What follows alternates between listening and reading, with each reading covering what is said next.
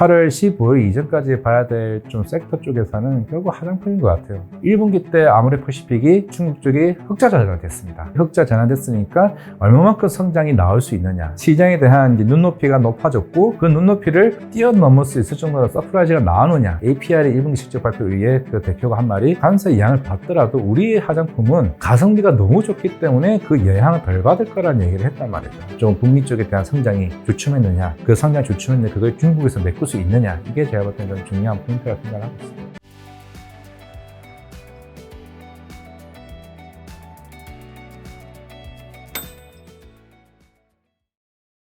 결국에는 전 중국이라고 좀 보고 있고, 물론 이제 미국의 전기차 침투율이 업황 회복이 늦어지는 거는 일단은 시장에 좀 리스크가 이미 노출을 되어 왔다고 생각하고 있습니다. 우리가 아마 2023년쯤에 그때 막 전기차 성장 구간을 얘기를 해왔던 게 연간 뭐 40%, 50% 성장을 하다 보면은 뭐 주가가 뭐 얼마쯤 가겠다, 뭐 이런 여러 가지 뭐 이슈가 있었죠. 그러면서 그때 탄산리튬 가격이 톤당 거의 50만 유안까지 쫙 올라왔습니다. 물론 그때는 그런 이제 원자재 가격들이 우크라이나 사태도 있었고 그러면서 이제 굉장히 치고 올라온 적도 있긴 했지만은 이게 최근에 어디까지 빠졌냐, 거의 5만 8천 위안까지 빠졌습니다. 그게 한마디로 말해서 그 10분의 1 토막 난 거죠. 그러면서 이게 최근에 거의 한 7만 7천 위안까지 올라왔어요. 그게 어떻게 보면 거의 50%까지 반등을 한 거죠. 그 이유가 뭐냐? 중국 전기차와 관련된 공급 과잉 이슈입니다. 아마 작년 하반기나 올해 상반기 여러 이슈를 봤을 거예요. 유럽 시장에서 BYD가 테슬라를 판매량을 따라잡았어요. 중국 전기차 판매량이 엄청나게 지금 올라가고 있어요. BYD가 엄청난 저가형 자동차가 출시를 하게 되면서 얘기가 나오고 있는데, 근데 이거를 중국 정부에서 제재를 걸기 시작했습니다. 일단 뭐냐면은 BYD 같은 경우는 이제 흔히 밑에 있는 하청업체들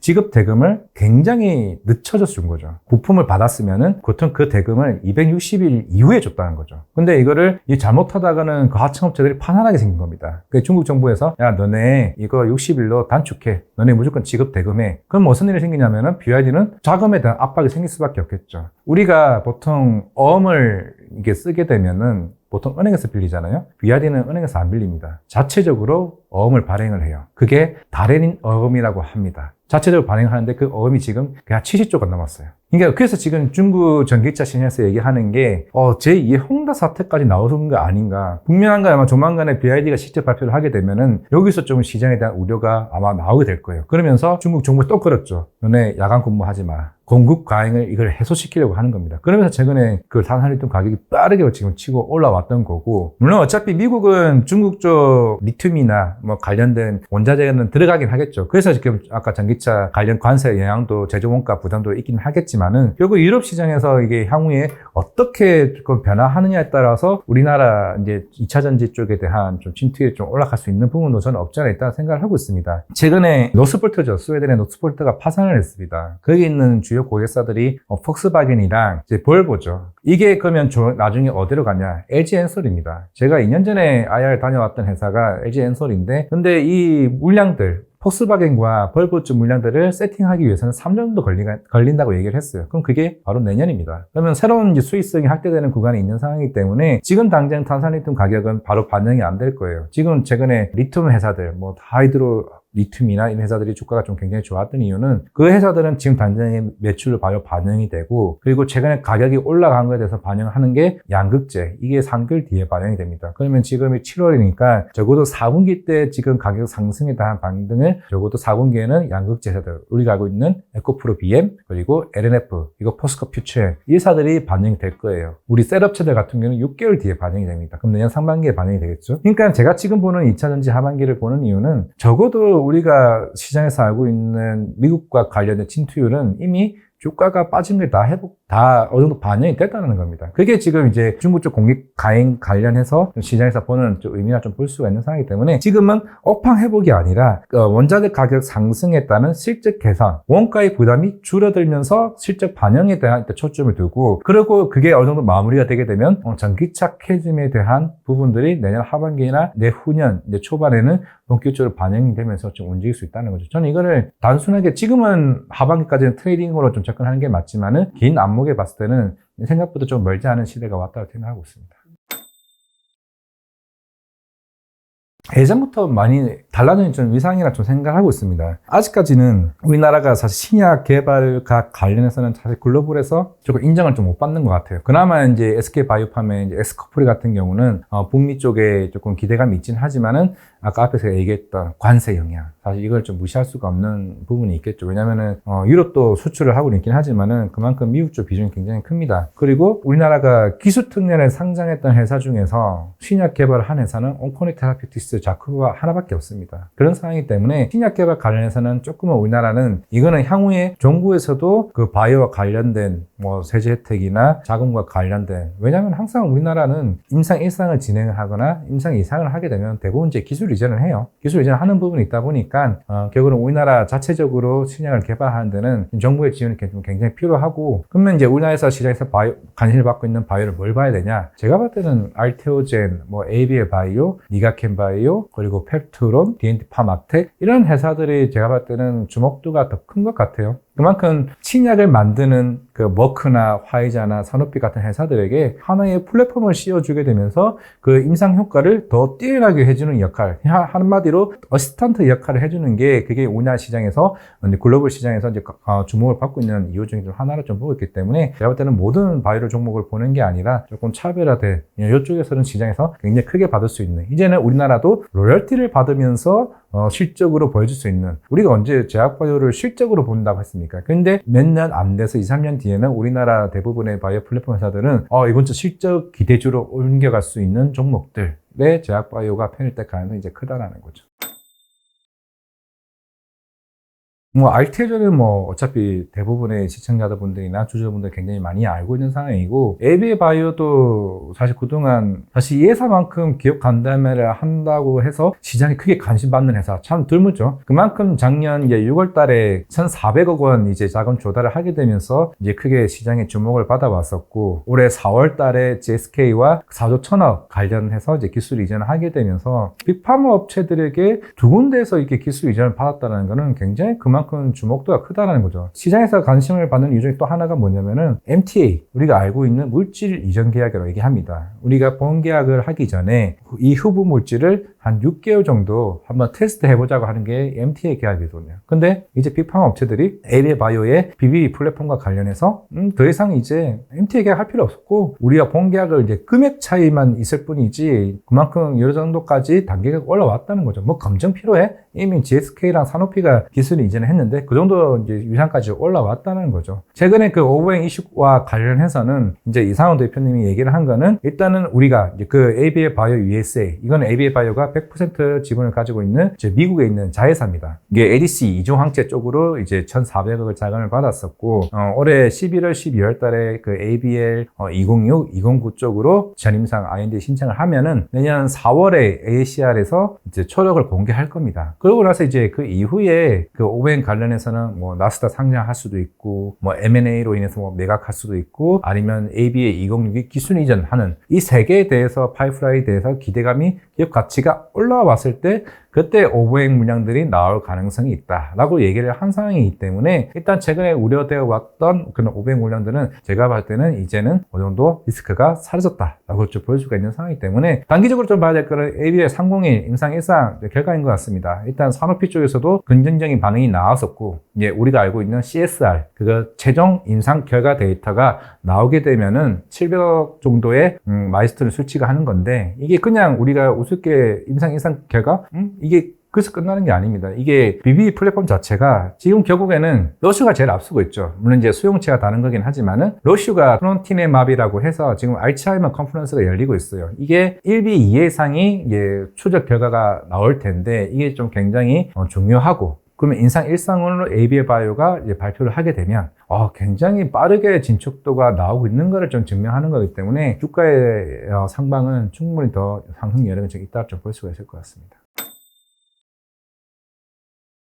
8월 7일 날 일단 1112가 실제 발표가 있습니다. 제가 볼 때는 그게 좀 중요하다고 좀 보고 있고, 물론 이제 마운자르가 국내 출시하는 거는 사실 우리나라 쪽은 크게 영향 별로 없을 거예요. 작년에 위고비가 출시했을 때는 이거를 유통하는 회사가 블루엔텍이었습니다. 블루엔텍이야 사실 뭐 60억, 70억 이게 매출이 나와도 커요. 근데 지금 이제 한국 릴리가 이제 독점으로 이제 공급하게 될 것 같고, 여기서 이제 파트너십이 정군당 얘기 나오고 있고 한미약품 나오고 있고 보령은 이제 제외됐다라고 얘기하고 있죠. 근데 그 큰 회사들이 사실 그런 유통한다고 해서 매출이 사실 크게 기여는 되지는 않을 것 같아요. 일단 마운자르는 위고비와 다르게 이게 당뇨와 비만과 같이 복합적으로 되고 있는데, 어차피 비만은 이제 급여에 포함이 안 되죠. 근데 이게 당뇨가 들어가기 때문에 그것 때문에 사실 원래 5월 달에 출시로 되게 있었는데 그게 좀 지연이 됐던 겁니다. 아마 이거는 비급여와 좀 같이 복합적으로 좀 나올 가능성이 큰데, 이건 아마 조건부려 추후에 조금 변경될 가능성이 있고, 적어도 위고비보다는 마운자르가 일단 이 시장에서 점유율을 올라가는 건 좀 맞는 부분이고, 아까 얘기했던 8월 7일 날 1112가 그 페트론이 이제 어제도 이제 교환사채 이제 발행을 하면서 향후에 전략적으로 이제 공장 증설을 한 이유는, 물론 최근에 루프원 풍모크가 승인도 있긴 하겠지만은, 만약에 10월 11일쯤에 작년에 평가 계약 맺었던 거, 그런 스마트 테프와 관련된 본계약이 나오게 되면은 일단 페트론이 힌트를 준 것 같아요. 이 공장 증설을 하게 되면서 여기에 물량들이 추후에 릴리에 갈 가능성이 있다 라는 측면을 좀 해석하는 측면이 있는 거기 때문에 비만 치료제가 끝은 아니고, 만약에 8월 7일에 1112가 아마 이런 얘기를 할 겁니다. 실적에 대한 베이스보다도 경구형 치료제나 이런 장기 지속형 플랫폼과 관련된 우리가 어느 정도 준비를 해왔다는 측면. 6월 초에 그 카마무스와 기술 이전을 한 거는 그거는 경쟁사가 기업 관련된 기술을 선점하지 못하기 위해 이미 어느 정도 선점한 효과로 좀 보는 거기 때문에, 페트론이 그때 아마 하한가 비슷하게 갔다 주가가 올라왔던 만큼 거기에 대한 우려는 제가 봤을 때는 없는 측면이기 때문에, 페트론이 일단은 하반기에 좀 기대감이 좀 올라갈 수도 있고, D&D 파마텍 같은 경우도 물론 최근에 메스라가 조금 실적 발표가 좀 부진하면서 좀 꺾이긴 했지만은, 그래도 여기에 메스 치료제와 관련된 임상에 대한 진척 여부가 아마 시장에서는 충분히 부각받을 수 크다라고 생각하고 있습니다. 저는 일단 엔터 쪽이라 좀 생각을 하고 있습니다. 물론 이제 블랙핑크가 아마 조만간 이제 베이징 스타디움에서 이제 공연을 하죠. 사실 그동안은 여러 인디밴드 위주로만 얘기가 나왔다가 대형 팝 가수가 중국에서 공연을 한다는 거는 굉장히 큰 의미라 좀 생각을 하고 있고, 물론 추후에 이제 에이펙스에서 이제 한 10월쯤에 열리게 되겠죠. 아마 여기서 이제 시진핑 주석과 그런 한한령 해제에 대한 얘기가 아마 좀 얘기가 나올 것으로 보고 있습니다. 중국은 2019년부터 음악 관련된 공연 관련된 니즈가 굉장히 크게 올라왔고, 뭐 굿즈 가격이나 콘서트 티켓 가격이 굉장히 빠르게 올라왔습니다. 물론 이제 전 세계적으로 이제 아시아 쪽에서는 일본이 굉장히 큰 이제 음악 시장이긴 하지만은 중국이 그 2위까지 올라올 정도로 굉장히 큰 문화가 올라가 왔죠. 이게 예전에 그 만약에 중국에서 콘서트가 열리게 된다면이라는 이제 리포트가 나온 적이 있었는데, 그때 모든 엔터 쪽에 관련해서 밸류에이션이 20% 정도 성장할 수 더 있다라고 이제 얘기가 나왔었죠. 물론 이제 지금 최근 엔터 주가가 많이 올라온 거는 어느 정도 이 기대감이 좀 반영된 것도 있는 거죠. 그러면서 2분기 최근에 빠진 거는 2분기 실적에 대한 우려도 사실 있습니다. 그게 이거를 어느 정도 리스크 소멸로 받고 치고 올라갈 거냐, 이제 3분기, 4분기 한한령 해제, 이제 왜냐면은 지금 미국이 자꾸 이제 우리나라 관세 얘기하면서 중국을 택할래, 미국을 택할래, 이런 노이즈도 좀 사실 있는 좀 측면이라서 이건 좀 추후에 조금 결과는 좀 보는 것도 좀 중요하지 않나라고 생각을 하고 있습니다. 최근에 글로벌 섹스프리 1분기 실적 자료를 보게 되면은 중국 사람들이 일본을 가는 이제 비중이 굉장히 컸었죠. 이제 한국은 조금 줄어들긴 했습니다. 물론 최근에 일본이 여러 지진설이 있다 보니까 좀 우리나라 쪽으로는 들어오는 수가 좀 굉장히 늘어나고 있는 측면이긴 한데, 그래서 나는 이게 엔터 쪽의 영향이 좀 굉장히 크다라고 생각해요. 공연 문화가 발달이 되고 우리나라 뭐 최근에 뭐 K-팝 데몬 헌터스 영향도 좀 있다고 생각하고 있는데, 엔터가 문화가 발달이 되면은 그럼 당연히 중국에 대한 관광객이 유입이 될 거고, 그 사람들이 한국에 오게 되면은, 최근에 이런 이슈가 있었죠. 하이브 본사가 저기 용산에 있습니다. 용산에 오면서 어디로 갔냐? 이제 드래곤시티에 들어갔죠. 그러면서 서부 T&D가 지주가에 영향을 받았습니다. 그리고 숙소에 대한 이슈가 나오게 되면서 여기 오게 되고, 근데 그 사람들이 또 어디로 가게 되냐? 여러 이제 음식점들이나 이와 관련된 움직임이 같이 있으면서 뭐 의류 사업이나 아니면은 오면서 화장품, 이제 올리브영과 같은 화장품 구입까지 같이 연달아 좀 이어지는 좀 상황이기 때문에, 그러면서 화장품 매출도 같이 연달아 연달아 간접적인 효과가 이게 같이 이해할 수 있는 상황이기 때문에 일단 엔터가 잘 되어줘야 여러 복합적으로 카지노든 뭐 아까 얘기했던 화장품이든 그런 리테일 사업도 성장해 줄 수 있는 부분이라고 생각하고 있습니다. 그거는 이제 워낙 강세냐 약세냐 차이인데, 이제 아까 우리가 1390원까지 얘기를 하고 있지만은 그건 유가도 내려왔죠. 유가고 충분히 좀 내려온 상황이기 때문에 어느 정도 이거는 최근에 대한항공도 실적 발표 좀 굉장히 좀 좋긴 했었는데, 이거 워낙에 좀 방향성이 어느 정도 명확해 줘야 거기에 따른 수요가 좀 올라갈 수 있는 상황이기 때문에, 지금 미국은요 최근에 델타 에어라인스랑 유나이티드 에어라인스 실적 굉장히 잘 나왔습니다. 주가도 굉장히 잘 나왔어요. 그 이유가 뭐냐면 달러 약세가 되다 보니까 유럽 여행은 장기화되는 여행객 수가 굉장히 늘어났기 때문에 올라갔던 거죠. 우리나라도 그런 환율적인 측면에서 그 명확하게 워낙 강세가 이어진다라고 하게 되면 항공주도 꼭 봐야 된다 생각하고 있습니다.